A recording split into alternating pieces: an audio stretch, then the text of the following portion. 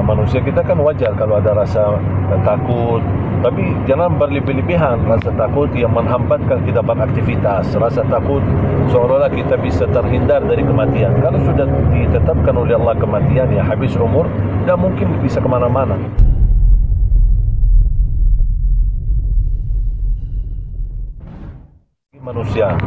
Manusia kita kan wajar kalau ada rasa takut, tapi jangan berlebih-lebihan. Rasa takut yang menghambatkan kita beraktivitas, rasa takut seolah-olah kita bisa terhindar dari kematian. Kalau sudah ditetapkan oleh Allah kematian, ya habis umur, tidak mungkin bisa kemana-mana. Makanya saya santai, saya jalan beraktivitas.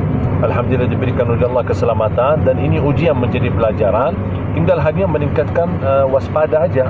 Waspada untuk ke depan menjadi lebih baik dan demi melancarkan dakwah. Jadi lebih minta protokol keamanan lebih nggak sih?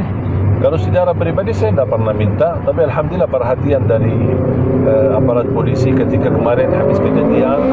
Saya lanjut acara di Lampung, 3 acara habis kejadian, alhamdulillah dikawal terus. Kemudian saya lanjut di Malang pun sama dapat perhatian dari aparat kepolisian. Dan saya secara pribadi tidak pernah minta, tapi ini merupakan sinergi antara polisi dan para da'i yang mudah-mudahan bisa diteruskan supaya bisa bukan hanya untuk Ali Jabir, tapi saya harap untuk seluruh para ulama di Indonesia. Tapi saya untuk ketemu sama tersangka sendiri, udah pernah ketemu? Belum, saya punya niat insyaAllah selepas safari dakwah saya berkunjung ke Lampung. Saya ada niat berkunjung insyaAllah. Saya kabarnya sudah memaafkan pelaku, seperti apa sih? Harus kita fahami masalah memaafkan secara pribadi. Saya tidak ada tuntunan apa-apa, tuduhan apa-apa. Yang saya harap hanya secara hukum tetap diteruskan dan disungguh-sungguhkan. Dan itu prinsip Rasulullah SAW. Ketika bisa kita memaafkan, tapi secara hukum tetap diperlakukan. Artinya, saya tidak punya wewenang untuk ikut campur masalah hukum. Apa yang ditentukan dari segi hukum saya tidak ikut campur, saya pasrah. Tapi secara pribadi saya justru mendoakan semoga Allah ampuni, bahkan mudah-mudahan Allah anugerahkan dari keturunan beliau, mudah-mudahan menjadi banyak penghafal Al-Quran untuk Indonesia. Untuk pelaku penusukan sendiri dulu katanya fans Ali Jabir juga. Saya dapat berita begini, Allahu a'lam, terpengaruh katanya dari sosial media. Bisa saja jadi begini, Wallahu a'lam. Tapi mudah-mudahan apa yang dia selama ini bisa mendapatkan pelajaran.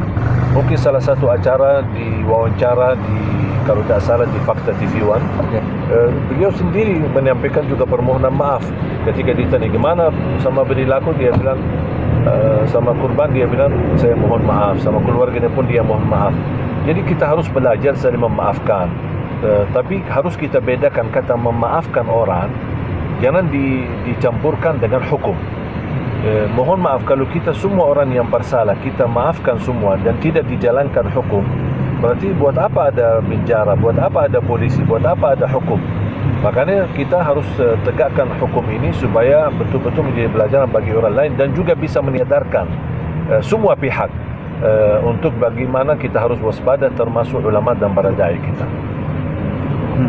Sebelumnya pernah kebayang nggak sih bakal ada kejadian seperti ini? Tidak pernah, karena saya orangnya netral. Tidak pernah menimbulkan permusuhan. Tidak pernah saya punya perasaan yang tidak enak sama orang atau apalagi menyakiti orang lain. Selalu saya berusaha menjaga. Mungkin ada salah ketika saya berdakwah, mungkin ada salah kata, yang namanya manusia bukan sempurna.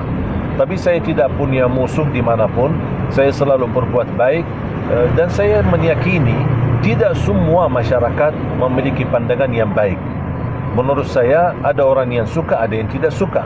Dan ini menurut saya, bagi saya pribadi, bukan target saya. Orang suka, orang tidak suka, orang senang, tidak senang, itu bukan target saya. Target saya adalah Allah. Ridha Allah, Allah senang, Allah suka, sudah. Itu menjadi target saya.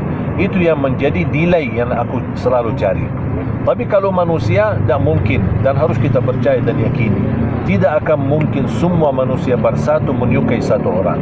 Ada yang suka, ada yang tidak suka. Mohon maaf, bukan sama saya aja. Sama Rasulullah terjadi begitu. Sama Allah sendiri, ada yang suka, ada yang tidak suka. Makanya kita harus belajar jangan berharap nilai manusia. Yang kita selalu harap adalah ridha Allah Subhanahu wa taala dan apa kata Allah Subhanahu wa taala. Saya secara pribadi tidak pernah minta.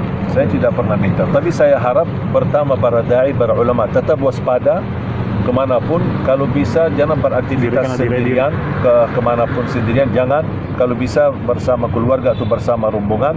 Kalau ada kegiatan dakwah, tolong bersinergi dengan aparat kepolisian supaya mereka bisa menjaga keamanan. Mudah-mudahan semuanya kita insyaAllah selalu dalam lindungan Allah Subhanahu wa taala. Amin. Terima kasih. Sampai jumpa insyaAllah. Assalamualaikum.